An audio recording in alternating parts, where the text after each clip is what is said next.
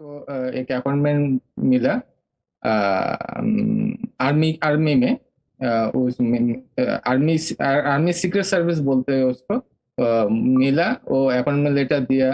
तो उसके 2 दिन बाद मेरे को मिला, मेरे को प्राइम मिनिस्टर के साथ मुलाकात हुआ।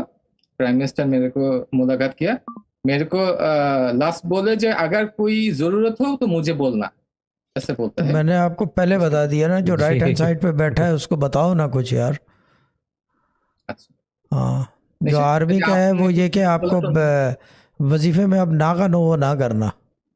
शहजाद भाई से पूछो, ये बैठे हुए हैं जितने लोग हैं सब पूछ लो इनसे, इनका नागा नहीं है जी कोई। जी जी नागा नहीं करना, अपनी साइंस नहीं करना, जो जैसे चल रहा है उसको वैसे चलते रहने देना।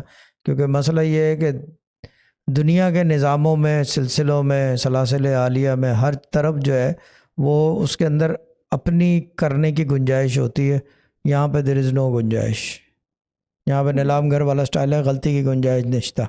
आपने एक दफ़ा अपनी साइंस की, यकीन करो मेडल मॉडल सब मेडालियन जितने सब उतार लेते हैं। They even strip you of your clothes. ठीक है ना, यहाँ पे जी गलती की गुंजाइश नहीं होती। जो जैसे चल रहा है वैसे ही चलते रहने देना। ठीक है, गुड। जी